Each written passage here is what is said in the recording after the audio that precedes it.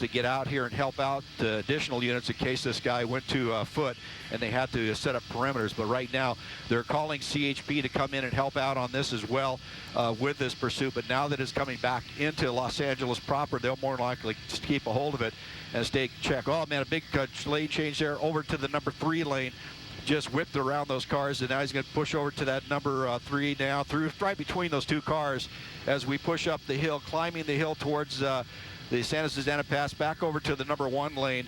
And luckily, like I said, traffic was light, but he's coming up on slower cars as we climb the hill here. Let's see what he does. He have a truck lane off to the right that he could use as well, but looks like he's holding the number 1. Going to come up on this white car here, going to blow right past this guy here. These drivers on the freeway are just going home or heading their way, and they're going to have this car come ripping by them, having no idea why, and that this guy is coming up behind him. And you just have to hold your position if you happen to see this as he comes through. Just let him get by you. Try not to move too much. Now you're going to have the LAPD cars who are about a mile behind him, not even close. So they've gone into a surveillance mode, just holding back, and now he'll start picking up LAPD cars as he comes back into the valley. We're at the top of the Santa Susana Pass now. Coming over using the center divider as he pushes through here, just really a little bit slowed down here as he's coming up on slower traffic and now just passing through on the center divider. You can see that he is just flying along here. Very, very dangerous pursuit. But as we come down the hill towards the Porter Ranch area, the traffic is starting to get a little bit heavier ahead of him, so we'll see what happens moving over to the Diamond Lane. So far, we haven't had any collisions on the freeway, but we did have collisions on Sycamore there just as he came off the freeway, as he jammed his way between cars. And then that felony hit and run in the valley that he is wanted for at this point. The original want on the car is not known. We don't know what started the pursuit, but during the initial part of this pursuit, he did run over or hit a few folks over here in the valley and injuring them. So that makes it a felony. Once you have injuries on a hit and run, that pushes it to the felony. Now he's also looking at felony evading as he continues on here. Now let me send it back down to you to studio for a second while I check in with Van Nuys Tower as we move into their airspace. All right, Tim, thank you. We've been watching this individual fleeing police now for the better part of 30 minutes, starting in the Topanga division and really pushing the limits of that pickup truck, what appears to be an older model F-150 at over 100 miles an hour. And that truck's not going to do too well once you get up over 100 miles an hour, especially on the freeway there. This individual has run into, as Tim has been reporting, run into several cars on surface streets in Simi Valley and actually is believed to have hit pedestrians in the valley before he made his way onto the 118 westbound towards Simi Valley and now heading back in to the San Fernando Valley area through Porter Ranch. Yeah, we're trying to get information on the people that were possibly hit there at Nordhoff and Corbin, trying to get the understanding of what their injuries are. And again, this has been just a reckless car chase that we're watching here. And now going into Porter Ranch, the call came in at about 5:07, so this has been going on for almost half an hour now that he's been on the run here. And now the charges are just starting to rack up. He's got possible reckless driving also, as well as this felony hit and run on Nordhoff and Corbin, and felony evading. And as you said, Micah, going over 100 miles per hour, making it a very dangerous situation for a lot of people right now on the freeway. For the second time in recent days, a driver that is trying to get away, that is involved in a pursuit with utter and reckless disregard for others' safety, his own, obviously, by driving this way, safety is in jeopardy, but jeopardizing the safety of others as well by ramming into other cars as he tries to make his run now, and now again getting off the freeway. And Tim, if you're back with us, can you bring us up to speed on the location here as he's off the freeway, apparently in the Porter Ranch area? That's right. He's off at Porter Ranch here, right off the 118. Made that right-hand turn, or left-hand turn across the freeway, and he's working his way over the top of the 118. LAPD air unit overhead and ground units are now coming up the off-ramp here as he goes right behind us here, turning northbound on Porter Ranch, picking up speed as he comes around, coming up to the intersection here, making a right-hand turn here, continuing now eastbound Rinaldi, just off of Porter Ranch, or eastbound Rinaldi, and we're going to bring it around here so we can get him out from underneath us as we come. But as you can see here, continuing on eastbound Rinaldi, this is by the Porter Ranch Mall up here, and camera operator Tim Deck doing a great job sticking with him here as he makes these wild turns as he comes around through the Porter Rancher. And so continuing on Rinaldi here, very high rates of speed, and now we have surface street problems to where you're going to have cross traffic, people out in the street not expecting this car to be coming along as fast as it is. We're approaching Tampa at this point, on the brakes pretty hard there as he pushes along now onto the right-hand shoulder. Looks like we might be, just pushing through a red light there, and just you see the guy almost getting hit there in his left-hand turn, rather, and continuing now still on Rinaldi, pushing right along at a very high rate of speed. Now we're really watching this. LAPD is also backed off just a little bit while they go into the surveillance mode, and 5 is going to move to the north side of the freeway. And as he continues on here, I'm just kind of coming along, keeping an eye on him as we can, and dealing with the air unit overhead. So we have to keep in control with the air units that are over this, as well as the other media ships that are on here. But you see, just pushed his way through that intersection, continuing on eastbound Rinaldi. Now he's going to be coming up on some very, very heavy traffic up here. He's going to have to take the wrong side of the street. All sides are blocked here. We'll see what he does when he comes up here, coming up to this next major intersection. We'll get it for you as he approaches. But on the brakes, going to the center divider. Looks like he's going to take the center divider. Left turn pockets. Traffic ahead is moving as he comes in the intersection very fast, and just weaves his way through traffic, just pushing through. Nobody there knows what to do with this guy coming through a red light like that. He weaves his way around. You see him skid the back end just a little bit as he goes away. Now he's going to come up on, he's going to be boxed in here. He's going to be boxed in. He's in the left turn pocket. He has traffic on all sides. Everybody is stopped. He's going to have to go across to opposite lanes here, pushing his way through. And as he goes along, he gets through there. Unbelievable driving by this guy as he continues here eastbound Rinaldi.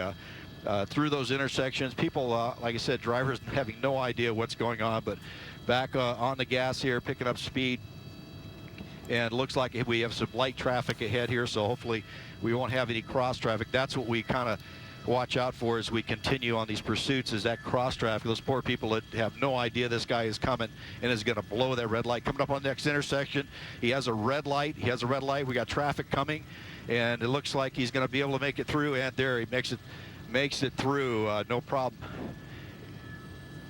Now he's up. And that was Zelza he went through right there. That was the intersection of Zelza, still eastbound on Rinaldi, working his way. This street parallels the 118 freeway on the north. And now here's wrong side of the street, center divider, coming up on traffic here. Going to be passing them on their left. These guys have no idea if they make that left-hand turn. And they're on the brakes really, really hard as he makes that left-hand turn. 5's making a left-hand turn. And as he pushes there, he's wrong side of the street. Oh, that was very close with that oncoming traffic as he tried to push around. Now on the wrong side of the street, continuing here now northbound into a residential track. He's going to push through those cars right there, just smashing his way through. Hopefully he didn't make contact, but through the stop sign, working his way up the hill, up into the Porter Ranch area here as he continues north, wrong side of the street, going uphill, and now into a very tight area, coming up on this white car here as he just jams his way by that white car. Man, this is unbelievable. Just kind of if he sideswiped that guy right there as he went through the intersection, but he's on the wrong side of the street. Residential track. That's unbelievable how this is. But this continues up the hill into the residential track, passing people on the right, folks just trying to get home as he blows down the wrong side of the street, coming up and around. This is hilly area, so it's an up and down area as he goes through here. So if he crests that hill, he may not see the car coming at him. He now has traffic turning out in front of him. He's going to go around to the right. He's got an oncoming car coming at him. Let's see what happens here as he whips his way back in, and then there it is, passing that car. Now coming up to a four-way stop. Cars are all stopped at that point, and here he goes up to the intersection. Through the intersection, just blows right on through, and continuing on northbound here on Nugent as he approaches this T intersection that's going to be ahead of him. You know, time and time again, as we watch these pursuits, we notice that a lot of the suspects like to go to areas that they're familiar with. He's been going at this now for almost half an hour. At least that's when the call came in the Porter Ranch, Simi Valley, Porter Ranch area again, through Northridge and now in Granada Hills in this residential area. And Micah, as we've been watching this, it's just shocking to see him push through some of these intersections, driving on the wrong side of the road with just absolute no regard for anyone's safety, and as you also said, even for his own. Yeah, this is really unreal. we don't, again, know what the original one is, but along the way, in the early stages of this pursuit, this suspect hit at least one pedestrian. So you have felony hit and run that's added to the growing list of charges this guy's facing. Tim, have you been able to look inside that truck? I know they've got tinted windows, and to determine how many people might be in this truck, if there's more than just the driver. We don't know at this point. Oh, I'm sorry, Mike. I was dealing with the tower right there. We're right on the final for Van Nuys Airport, but we're on Balboa northbound. I might have missed your question, but really cooking along northbound Balboa, wrong side of the street, working our way back up towards the 5 freeway, and continuing here, very high rate speed, wrong side of the street. Moving along here as we come along. Mike, I'm going to have to send it back to you just for a second. Yeah, no We're really problem. dealing with traffic Sure. up here in the air. Let me send it back to you. Yeah, and this driver dealing with a lot of traffic as well, but it's not stopping him. He is running as though the units are right behind him, and from what we can understand, they are in more of a surveillance mode. The units last check were upwards of a mile out behind him. Of course, he's being followed by helicopters, law enforcement helicopters, which we've seen come in and out of our screen. So they're certainly aware of his location, but at this point are not pursuing him actively as far as we can tell on the ground. And understandably so. This is so dangerous. Him driving on the other side of the road, as you're looking at right now, and just trying to make his way through, blowing through another intersection there. This now in Mission Hills. He just keeps on running. Micah, you're right. As if he has, you know, LAPD right behind him. Well, actually, yeah, there you see a unit now. Yeah, so that's something new in the last couple of minutes to see an LAPD officer right on his tail. This could be a problem for him now. Well, he seems to have no problem squeezing through and hitting other cars if that's what's necessary, which he has already done in Simi Valley. He did that on surface streets before he got back on the 118, but he seems to not want to be on the freeway for whatever reason. He spent the majority of his time on surface streets, and at this hour, that's a tough get to try and get through these streets. I mean, these are all heavily congested. People coming home from work, trying to take shortcuts into the Santa Clarita Valley, trying to get home from wherever they may be coming from their workplace. But now, I believe I heard Tim say San Fernando Road. So this is going to be a 1 or 2 lane road as he weaves his way through. Tim, are you back with us? Is he coming up now on the Newhall Pass?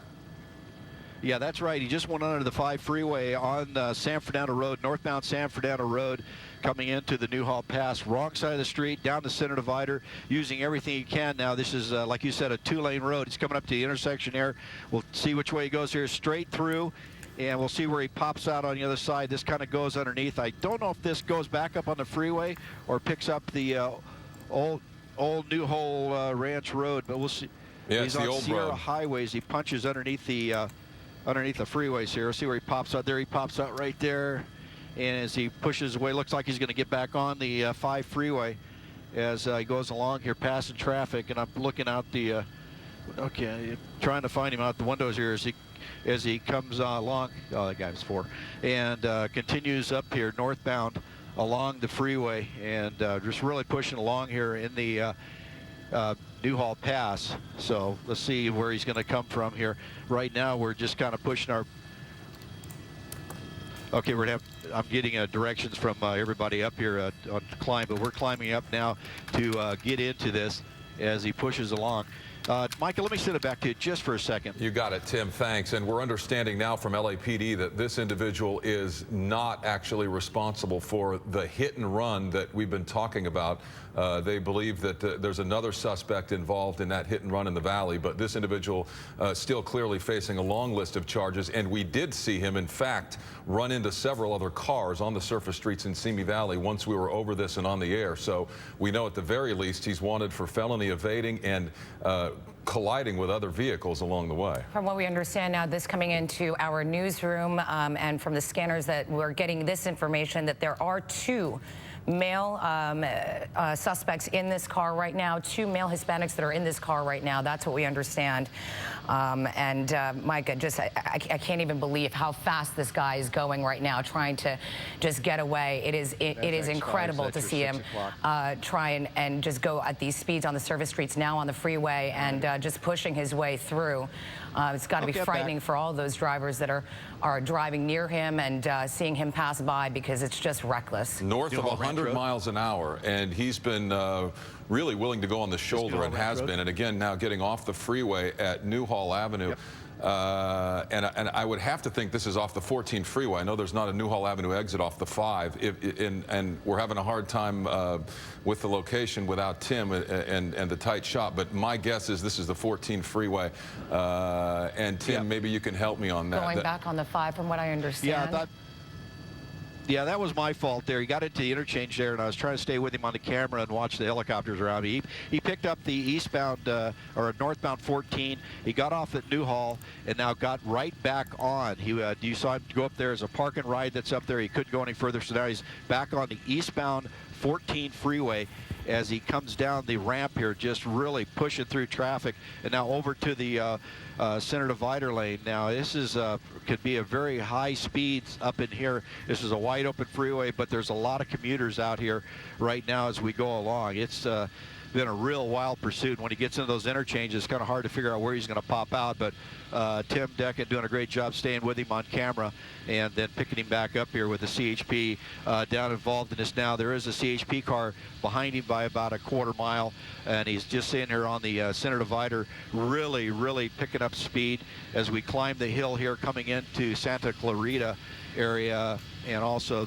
the area is going to continue on. This is all yeah, he's heading north. He's headed towards Soledad Canyon, beyond that Sand Canyon. And if you really want to look out farther than that, he's frankly headed toward Palmdale.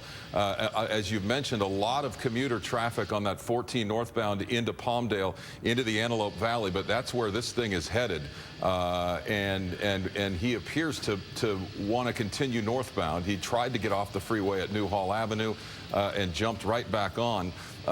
Obviously, you can't read the mind of somebody like this, but if you look at his behavior at this point, he's headed toward Acton and beyond that to Palmdale, heading in excess of 100 miles an hour on the shoulder of the freeway primarily. And again, the 14 northbound as he blows right through the eastern portion of the Santa Clarita Valley and heads on beyond that. It looked like Crown Valley Parkway there. So he's most certainly in the Santa Clarita Valley area and is rapidly approaching Sand Canyon and Acton beyond that. Again, CHP has now taken over this pursuit, and LAPD has backed off, but they are still in pursuit of this suspect.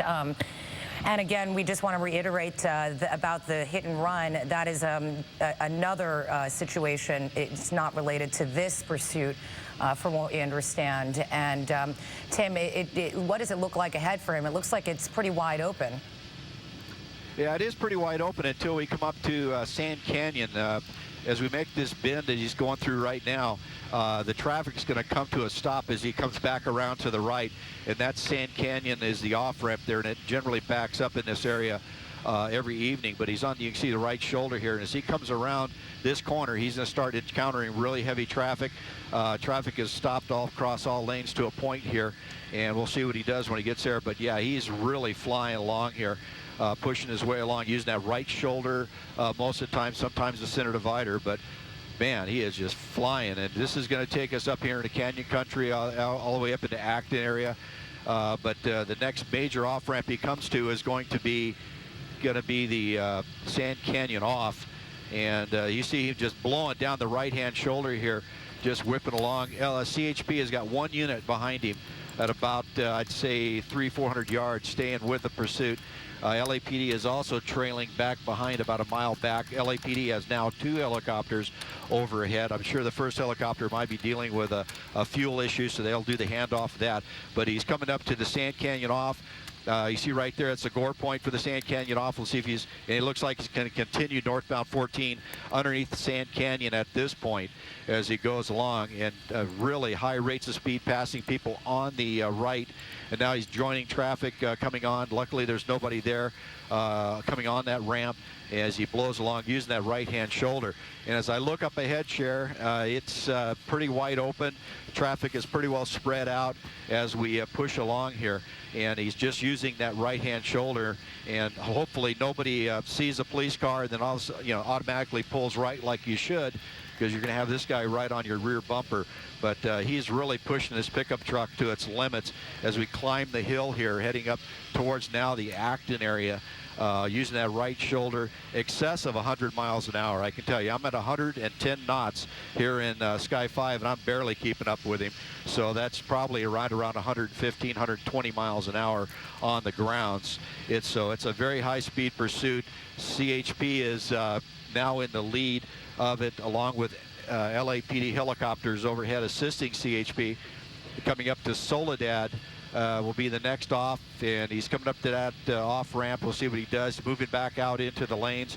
It looks like he's going all the way over to the carpool lane, pushing his way through there as he uses the carpool lane, the center shoulder, center aisle here as he pushes along, getting by the traffic, the slower traffic.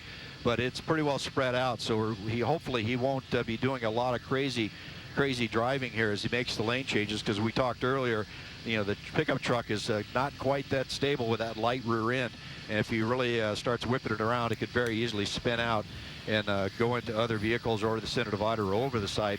Up in this area, there is parts of this freeway, the 14, that has very sharp drop-offs on either side of the freeway, just blowing right by that white pickup truck, holding that center divider, using also the number 1 lane or the carpool lane as he goes along. But yeah, we have to watch for that now, because there's, like I said, big canyons up here, drop-offs on either side of the freeway, and should he lose control or cause other people to lose control by his driving, we could have a real serious situation up here. But he's really keeping up the speed, not really giving any indication that he's going to try to get off the freeway or push, but he's just back and forth between the fast lane and slow lane, using the center divider as well as his shoulders.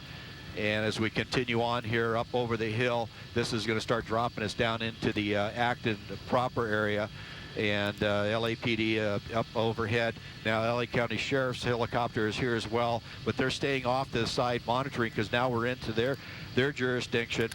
They're in their jurisdiction, so they're going to be advising their ground units where this pursuit is to help out if it should get off the freeway at any point, and to be able to corner this guy if he bails out of this car. But this truck has really taken a beating during this pursuit. I'm surprised it's still going. With all the damage he's done to it, running into people, hitting things as he went along. But it seems to be on all 4 tires, and we don't see any smoking or any swerving that we normally see in these pursuits. But going to this type of thing, dealing with pursuits as a police officer, you really got to hold your emotions as you push along, trying to stay up with this guy, keep an eye on him. But now you have the air unit overhead giving direction of where he's at. There's not too many places he can go out here. So as the ground officer, you can back off a little bit, give yourself a break on this. You don't have to call the pursuit. You can watch your driving. But the one thing a ground officer has to really do is contain their emotions, keep that adrenaline down, use deep breathing methods as you go along, trying to just slow down the pace of your breathing, trying to keep it under control, because the worst thing you can do is start getting into that position where your adrenaline's taken over. You actually get tunnel vision, where you lock in on that car in front of you, and you just put on the gas and stay right on him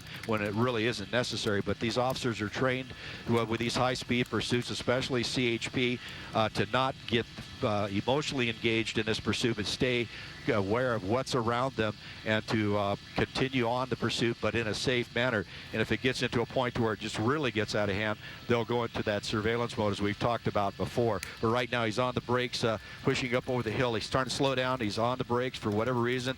That's a CHP car right behind him, and he kind of just stomped on the brakes for a second. There's nothing in front of him, no reason for him to do that. And I don't know if he just brake checked that CHP officer or not. But he just continue now into the center divider, CHP backing off, and that's where that tunnel vision comes in. You get new officers that get in their very first pursuits. They'll get right on the guy, and then the guy will brake check them. They'll slam into the back of them, set off that airbag in the police car, and it's very difficult to drive a car with the airbag deployed in your lap. So that's one of the methods that bad guys will use to try to disable cars behind him. But that CHP officer sticking with his training, doing a very good job at staying off of him, letting the air unit overhead deal with it. through 50th. Yeah, and if you've been in the area, you know there are no the direction he's going. There are no major shopping centers or anything like that. You'll find some strip malls and that kind of thing out there as you go along. But the other thing to watch out for is the fact that it's extremely dark out there, except for the intersections like this one. Right through a red light, right through a red light into cross traffic. Now he's heading south. Now he's losing control altogether. No need for a pit maneuver there. He's now lost control, doing a donut in the middle of the highway here. There goes the pit maneuver. Heavy damage to that CHP officer. A hard hit, but he's continuing. After that pit, he spun out on his own, took that turn through the red light way too quick. CHP then taking it upon themselves to do that pit maneuver. That's not even stopped him. He's continuing now he went southbound. Right up over the trunk of the car there. I just want to say that a lot of damage there. A lot of damage now southbound as he makes his way through Lancaster. Give me a little altitude, Alex. I think we're losing signal. But if you can hear me, we're now southbound on another major, now turning into a residential neighborhood is where we are. He's slowing down, coming almost to a stop here. Almost to a stop. A passenger, looks like there's a passenger preparing to get out of the vehicle here. I'm not sure if you can still hear me, but we have a pursuit that another crazy one here, guys. He's in a residential neighborhood, dropping off a passenger. Somebody's just dropped. That person is just going home, going into another house here, so nonchalantly. This is unbelievable. But this guy, I mean, went right into oncoming traffic, lost control at that intersection, ended up spinning out on his own. CHP trying to stop him with a pit maneuver that basically did nothing. He's continuing now through this residential neighborhood. You can hardly even see any damage on this pickup truck. Certainly Ford commercial, if you will. I mean, this truck has sustained virtually no damage after that hit. You can see he's continuing through this residential neighborhood. This is a very quiet neighborhood, and CHP now not far behind him. And there he goes. He survived pit number 2, and as he continues to evade police. Head on into another car. Unbelievable. Looks like he was slowing down there, so hopefully nobody hurt. But now he stopped head on into an innocent bystander. CHP now out with their guns drawn, and this is where it looks like it's going to come to an end. They tried a pit maneuver. He ended up into oncoming traffic head on with this innocent bystander. We hope that nobody was hurt here, but now we have a standoff with the suspect as they order him out of the vehicle. We don't know how many people are in this vehicle, but we're about to find out. I know you have your hands full there, Chris, but what is the location here? Do you have any idea of this intersection? Can we give you just a couple of minutes to look it up, in fact? Yeah, I could tell you we are right around 16th Street, 15th or 16th Street, and he is just west of the 138. So now we have those innocent bystanders. Looks like a child in the back seat and a parent possibly who came running out of that car. They now appear to be safe as they now have the suspect now at gunpoint. Certainly a precarious position. They were in no position to fire their weapon because of the innocent bystanders here. There's also oncoming traffic that is going to have to be slowed down here and stopped further up. I guarantee you that there are either sheriff's deputies or CHP officers closing off traffic wherever we are here. But this appears to be 17th Street, 16th or 17th Street, again, just west of the 138. So it appears to you the woman and the child in the car that he hit are okay. Yeah, they ran out of the car. It didn't appear that there were any injuries in there, and they have now run into the arms of law enforcement. They are okay. This has now turned into a standoff with the driver of this F-150. As you can see, CHP on the scene here with their guns drawn. They attempted the pit maneuver. It was a touchy one because there are so many cars around, and but they had to get this guy off the road. They had to bring this to an end. Once he ended up driving so erratically and so dangerously on these surface streets, we've seen that he's had no hesitation on hitting individuals and cars and the like. Now this has finally come to an end here in Lancaster, a rural part of Lancaster, but a major intersection nonetheless, just west of the 138, and he's shown no sign of getting out of the car. Flame in there. He's in the passenger, he's in the driver's seat, and you can see a little bit of a flame, and then smoke comes out of the windows. It's partially down on this driver's side. I've moved Sky 5 up just a little bit so we get more. You see an arm out the window right there. Door coming open, door coming open. We're going to widen out here just in case there's a problem. But is he getting out? He's crawling on the ground, and it looks like he might be complying at this point. But yeah, he's laying flat on his face, laying down and crawling sideways. So at this point, we'll see what he does. It looks like he's giving up, crawling towards the officer, which I'm sure they're not directing him to do. Normally you would have him stand up and walk backwards towards you, but he is crawling backwards. Maybe he's injured from this crash, who knows? But kind of doing a weird crawl backwards here. Looks like a male with a black t-shirt, short black pants on, black shoes, and we're staying wide just in case something happens here, because we don't want to put anything on TV that may be an issue. But right now it looks like he's trying to comply, working his way back towards the officers. You can see the officers are not in any hurry to rush up there and grab him. They're going to get him in a position of their advantage, not get themselves out from behind too much cover, because this guy can wait for them to do that, roll over and start opening fire. So with his strange behavior up to this point, with the things that he's been doing, you got to be ready for everything. So right now it looks like they're stopping. They look like they started to have him bring up his shirt.